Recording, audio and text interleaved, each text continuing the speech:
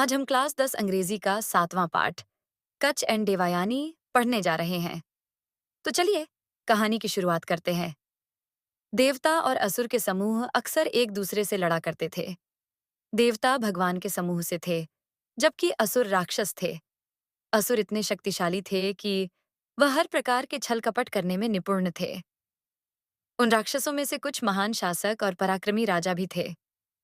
देवताओं के साथ युद्ध में असुरों को एक फायदा था। उनके पक्ष में एक महान संत और गुरु शुक्राचार्य थे, जो मृत लोगों को जीवित करने के मंत्र या जादुई विधि को जानते थे। उन्होंने युद्ध में मारे गए कई असुरों को पुनः जीवित भी किया था, लेकिन देवताओं के पास ऐसा कोई नहीं था जो यह मंत्र जानता हो। एक दिन सभी देवता अपने प्रधान सलाहकार बृहस्पति के पास गए और उनसे सहायता मांगी, लेकिन बृहस्पति ने कहा, मैं मृत को जीवित करने का मंत्र नहीं जानता, केवल शुक्राचार्य को ही ये मंत्र प्राप्त हैं।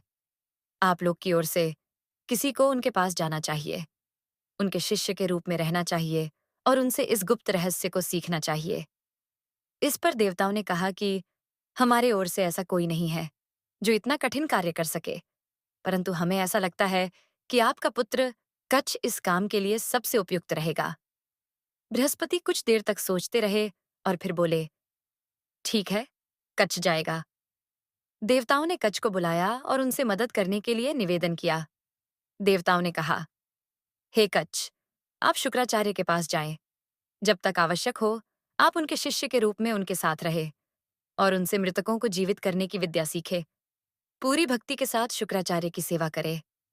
आप चाहे तो इस काम को पूरा करने के लिए उनकी सुंदर पुत्री देवयानी से दोस्ती कर सकते हैं। वह आपके इस उद्देश्य को प्राप्त करने में आपकी सहायता कर सकती है। कच्छ ने देवताओं से अपना सर्वश्रेष्ठ देने और अपने मिशन को पूरा करने का वचन दिया। वे देवताओं से विदा लेकर शुक्राचार्य के आश्रम में चले गए। महान आर्षि ने उसे प्रेम पूर्वक स्वीकार किया। कच्छ शुक्राचार्य के पास गए और कहा कि हे महागुरु, मैं बृहस्पति का पुत्र कच्छ हूँ। मैं आपका शिष्य बनना चाहता हूँ। मैं आपसे संजीवनी विद्या सीखने के लिए आपकी शरण में आया हूँ। शुक्राचार्य ने पूछा, क्या तुम सच में बृहस्पति के पुत्र हो? यदि ऐसा है तो मैं तुम्हें क्या सिखा सकता हूँ जो तुम्हारे पिता तुम्हें नहीं सिखा सकते? फिर भी तुम मेरे पास किसी ज्ञान के उद्देश्य से आए हो, तो मैं तुम्हारी जितनी हो सके उतनी सहायता करने में खुशी महसूस करूंगा। कच्छ ने कहा कि धन्यवाद, अब से मैं आपकी सेवा में रहूंगा। शुक्राचार्य बोले, तुम्हें यहाँ कोई कठिन काम करने की आवश्यकता नहीं है। तुम भले चाहो तो मेरी प्रार्थना के लिए जंगल से फूल ला सकते हो। तुम यज्ञ के लिए लकड़ियां भी ला सकते हो। चाहो तो मेरी गायों की देखभाल भी कर सकते हो, उन्हें चराने ले जा सकते हो, और जब वे घास खा लें तो उन्हें वापस ले आना। कच्छ ने कहा, मैं आपकी पूरी संतुष्टि के लिए हर संभव प्रयास करूंगा। इस प्रकार कच्छ शुक्राचार्य के साथ रहने लगा। अपनी गहरी भक्ति और अच्छे सेवा भाव के कारण उसने शुक्राचार्य का स्नेह जीत लिया। कच्छ जवान, सुंदर और अत्यंत बुद्धिमान था, और इसमें कोई आश्चर्य नहीं कि देवयानी उसे पहली ही नजर में प्रेम करने लगी। लेकिन कच्छ एक शिष्य था। वह अपनी मर्यादा जानता था और वह देवयानी के प्रेम को स्वीकार नहीं कर सकता था। फिर भी कच्छ भी उसे पसंद करता था और उसे अपनी मित्र मानता था। वह उसके लिए फूल और फल इकट्ठा करता और घरेलू कामों में उसकी सहायता करता। कभी कभी वे दोनों जंगलों में भी घूमते और कभी कभी वे एक साथ नाचते गाते भी थे।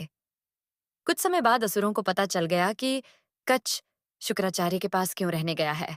वे नहीं चाहते थे कि मृतकों को जीवित करने का रहस्य देवताओं को पता चले। इसलिए उन्होंने कच्छ को हमेशा के लिए शुक्राचार्य के आश्रम से हटाने का निश्चय किया, जो यह केवल उसे मारकर ही संभव था। एक दिन जब कच्छ अपने गुरु की गायों को जंगल में चराने ले जा रहा था, तभी असुरों ने रास्ते में उसे घेर लिया और घात लगाकर उसे मार डाला। वे राक्षस उसके शरीर को नष्ट करना चाहते थे, क्योंकि उन्हें डर था कि शुक्राचार्य कच्छ को फिर से जीवित न कर दे।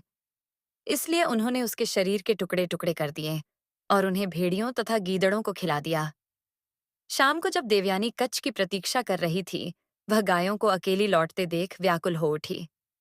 वह अपने पिता के पास गई और उदास मन से बोली, सूर्य अस्त हो गया है, सभी गायें लौट आई हैं, लेकिन कच्छ का कोई अता पता नहीं। या तो वह जंगल में खो गया होगा या तो किसी ने उसे मार डाला है।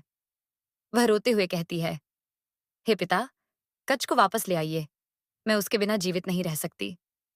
शुक्राचार्य ने कुछ देर विचार किया कि कच के साथ क्या हुआ होगा। फिर उन्हें यह महसूस हुआ कि कच मर चुका है और उन्होंने कहा, मैं उसे फिर से जीवित कर दूंगा। थोड़ा इंतजार करो। इसके बाद उन्होंने मन ही मन एक गुप्त मंत्र बोला। जैसे ही उन्होंने मंत्र का उच्चारण किया, कच उनके सामने प्रकट हो गया। तब देवयानी ने उससे पूछा कि तुम इतनी देर से क्यों नहीं आए थे? तो कच ने उत्तर दिया, असुरों ने मुझे मार डाला था। उन्होंने मेरे शरीर के टुकड़े कर दिए और मेरे शरीर को भेड़ियों और गीदड़ों को खिला दिया था। महान तपस्वी, आपके पिता ने जब संजीवनी मंत्र पढ़ा, तब मैं उन भेड़ियों और गीदड़ों के बीच से निकलकर यहाँ आ गया। उनके शरीरों को चीरता हुआ अब मैं आप लोग के सामने खड़ा हूँ। कच फिर से शुक्राचार्य और देवयानी के साथ रहने लगा, लेकिन असुर चुप नहीं बैठने वाले थे। एक दिन जब कच जंगल में फूल इकट्ठा कर रहा था, असुरों ने उसे पकड़ लिया। उन्होंने उसे मार डाला और उसके शरीर को पीसकर घोल बना दिया। फिर उसे समुद्र के जल में मिला दिया। एक बार फिर से जब कच जंगल से वापस नहीं लौटा, तो देवयानी फिर से निराश हो गई। उसने अपने पिता से जाकर कहा कि अगर वह कच को वापस नहीं लाए, तो वह भी जीवित नहीं रहेगी। एक बार फिर शुक्राचार्य ने अपने जादुई मंत्रों से कच को जीवन दान दिया। असुर अपनी असफलताओं से बहुत निराश हो गए। उन्होंने कच को इस तरह मारने की योजना बनाई कि शुक्राचार्य उसे कभी भी वापस जीवित न कर सकें। असुरों ने तीसरी बार कच को पकड़ लिया। उन्होंने उसे मारकर जला दिया। फिर उसकी राख इकट्ठी कर उसे उस दिव्य मध्य में मिला दिया जिसे शुक्राचार्य पीते थे। जब कच फिर से गायब हो गया, तो देवयानी ने अपने पिता से कहा, पिताजी, कच लकड़ियां इकट्ठा करने गया था, लेकिन वह अब तक वापस नहीं आया है। निश्चय ही वह खो गया है, या तो फिर से किसी ने उसे मार दिया है। शुक्राचार्य ने कुछ समय तक ध्यान किया और फिर बोले, हाँ, कच मर चुका है और अब मेरे लिए उसे वापस जीवनदान देना बहुत कठिन है। मैं अब असहाय हूं। जब भी मैं उसे जीवित करता हूं, असुर उसे मार देते हैं। ओह देवयानी, तुम शोक मत करो, मत रो। तुम्हें किसी नश्वर के लिए इतना दुखी नहीं होना चाहिए। देवता तुम्हारी सुंदरता से परिचित हैं। उनमें से कोई भी तुमसे विवाह कर सकते हैं। लेकिन देवयानी बोली, मुझे अपने प्रेमी की मृत्यु पर घोर शोक है। वह कितना सुंदर था, महान था और युवा भी था। कोई भी देवता उनकी बराबरी नहीं सकते। मैं अपने आप को उनके बिना सोच भी नहीं सकती। अब मैं मृत्यु तक भूखी रहूंगी और उसके साथ ही चली जाऊंगी।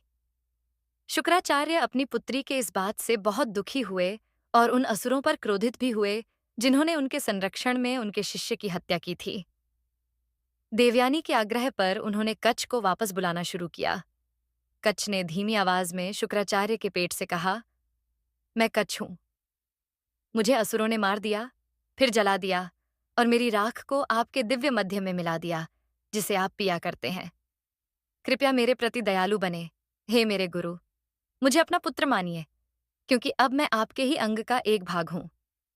तब शुक्राचार्य ने देवयानी से कहा, अब मैं क्या कर सकता हूं? कच मेरे भीतर है। या तो मैं जीवित रह सकता हूं या कच। हम दोनों अब साथ नहीं रह सकते। देवयानी ने कहा, यदि कच मर जाता है तो मैं भी नहीं जी पाऊंगी, और यदि आप मर जाते हैं तो मैं भी मर जाऊंगी। शुक्राचार्य असमंजस में पड़ गए। उन्होंने कच से कहा, कच, अब तुम्हारी विजय हुई। चूंकि देवयानी तुम्हें इतना प्रेम करती है, इसलिए तुम मुझसे वह जादुई मंत्र प्राप्त करो जो मृतकों को जीवित करने का रहस्य है। जब तुम मेरे शरीर से बाहर आओगे, तो तुम मुझ पर इस मंत्र का प्रयोग करना, जिससे मैं भी जीवित हो जाऊंगा। फिर शुक्राचार्य ने कच को वह गुप्त मंत्र सिखाया और उसे अपने पेट से बाहर आने को कहा। कच अपनी पूरी चमक के साथ वहां प्रकट हुआ और अपने गुरु को मृत अवस्था में पड़ा हुआ देख उसने तुरंत अपने गुरु के द्वारा सीखे हुए नए मंत्रों से उन्हें जीवित कर दिया। इसके बाद कच ने शुक्राचार्य को प्रणाम किया और उन्हें पिता कहकर संबोधित किया, क्योंकि वह उनके शरीर से पुनर्जन्म लेकर बाहर आया था। कच कुछ और समय वहां रुका और फिर अपने गुरु से आशीर्वाद लेकर अपने घर लौटने की अनुमति मांगी। शुक्राचार्य ने उसे जाने की अनुमति दे दी, लेकिन जब देवयानी ने देखा कि वह जाने वाला है, तो उसने कच से कहा, हे वीर, तुम मत जाओ। तुम जानते हो कि मैं तुमसे कब से प्रेम करती हूं। जब से तुम पहली बार यहाँ विद्याध्ययन के लिए आए थे, और अब जब तुम्हारी शिक्षा पूर्ण हो गई है, तो तुम मुझे छोड़कर कैसे जा सकते हो? अब वह समय आ गया है कि तुम भी मेरे प्रेम को स्वीकार करो और मुझसे विवाह करो। कच ने कहा, क्षमा करे, मैं आपका बहुत सम्मान करता हूँ। आप मुझे मेरे जीवन से भी अधिक प्रिय हैं, लेकिन अब आप मेरी बहन बन चुकी हैं, क्योंकि हम दोनों आपके पिता से ही उत्पन्न हुए हैं।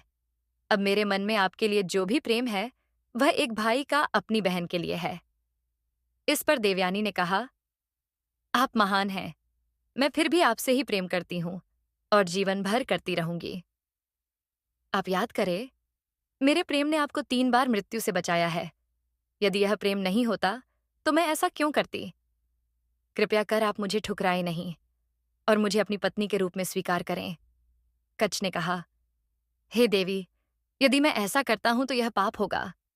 हमने एक साथ भाई बहन के रूप में कई सुखद दिन बिताए हैं और हमें इसी संबंध को आगे भी बनाए रखना चाहिए। मैं आपको विश्वास दिलाता हूं, मैं कुछ भी गलत नहीं करूंगा। देवयानी इस पर इतनी निराश और क्रोधित हुई कि उसने कच को शाप दे दिया। चूंकि आपने मेरे विश्वास को तोड़ा है, इसलिए मैं आपको श्राप देती हूं कि जो कुछ आपने सीखा है, आप उसका कभी भी उपयोग नहीं कर पाएंगे। कच ने कहा, हे देवी, मुझे क्षमा करे। मैं आपको केवल इसलिए स्वीकार नहीं कर पा रहा हूं क्योंकि अब आप मेरी बहन बन चुकी हैं। आप मुझे श्राप न दें। आपने मुझे अपने प्रेम मोह के कारण श्राप दिया है ना? आपने कहा कि मैंने जो कुछ सीखा है, वह सब व्यर्थ हो जाएगा। हे देवी, मुझे क्षमा करे और अब मुझे अपने घर जाने की अनुमति दे। मैं इस रहस्य को किसी और को सिखाऊंगा और इस मंत्र को सार्थक बनाऊंगा। देवयानी के कई विनती के बावजूद भी कच को वहां से चले गए। देवताओं ने कच का बड़े सम्मान के साथ स्वागत किया और स्वयं इंद्रदेव ने उनका अभिवादन किया। तो चलिए, अब हम इस पाठ के शब्दार्थ को पढ़ेंगे। अमंगस्ट मतलब के बीच या के अंदर। सराउंडेड बाय मतलब से घिरा हुआ। डीमन मतलब राक्षस। विकेडनेस मतलब दुष्टता, पाप। माइटी मतलब शक्तिशाली। पावरफुल मतलब बलवान।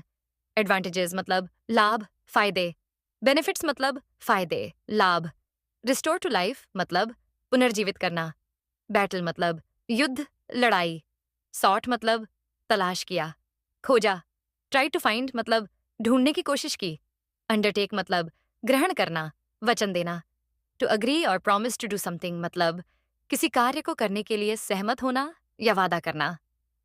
पर्पस मतलब उद्देश्य। एम और इंटेंशन ऑफ समथिंग मतलब किसी चीज का लक्ष्य या नियत। रेंडर मतलब प्रदान करना, देना। To give something to someone मतलब किसी को कुछ देना। डिसाइपल मतलब शिष्य, अनुयायी। प्यूपिल या फॉलोअर मतलब विद्यार्थी, अनुयायी। डिवोशन मतलब भक्ति, निष्ठा। A feeling of strong love और लॉयल्टी मतलब गहरी प्रेम या वफादारी की भावना। रेजिंग मतलब उठाना, खड़ा करना। Lifting to a standing position मतलब खड़े करने के लिए उठाना। ऑब्जेक्टिव मतलब उद्देश्य। पर्पस मतलब मकसद। मिशन मतलब अभियान, ध्येय। अ टास्क और जॉब गिवन टू समवन मतलब किसी को सौंपा गया कार्य। हर्मिटेज मतलब आश्रम। प्लेस वेयर हर्मिट्स लिव मतलब जहां सन्यासी रहते हैं।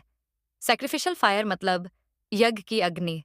वॉन्डर मतलब भटकना। To move around without a particular purpose मतलब बिना किसी विशेष उद्देश्य के घूमना। वेलेड मतलब रास्ते में रोका गया। स्टॉप्ड मतलब रोका गया। रिवाइव मतलब पुनर्जीवित करना। To bring back to life मतलब फिर से जीवन में लाना। समन्ड मतलब बुलाया गया। कॉल्ड फॉर मतलब बुलाने के लिए कहा गया। ग्राइंडिंग मतलब पीसना, कुचलना। क्रशिंग मतलब कुचलना। डिस्पेयर मतलब निराशा। टू लूज ऑल होप मतलब सारी आशा खो देना। मैजिक स्पेल मतलब जादू मंत्र। अर्थ मंत्र मतलब मंत्र का अर्थ। एशेज मतलब राख। स्लेन मतलब मारा गया। किल्ड मतलब हत्या किया गया। एग्जिस्ट मतलब अस्तित्व में रहना। कंटिन्यू टू लिव मतलब जीवित रहना। डिस्कार्ड मतलब त्याग देना। To throw away as it is useless मतलब बेकार समझकर फेंक देना। अश्योर मतलब आश्वस्त करना। टू मेक सर्टेन मतलब निश्चित करना। मॉर्टल मतलब नश्वर या जिसका अंत हो सके। सर्टेन टू डाई मतलब निश्चित रूप से मरने वाला। स्ल्यू मतलब मार डाला। किल्ड मतलब हत्या की। टेम्प्ट मतलब लुभाना, बहकाना। To do something that is wrong मतलब कुछ गलत करने के लिए प्रेरित करना। सिन मतलब पाप। बिट्रेड मतलब धोखा दिया। हर्ट बाय नॉट सपोर्टिंग मतलब समर्थन न करके दुख पहुंचाया। कर्स मतलब श्राप। प्लीड मतलब विनती करना, प्रार्थना करना। To ask for something in a serious और इमोशनल वे मतलब गंभीर या भावनात्मक रूप से कुछ मांगना,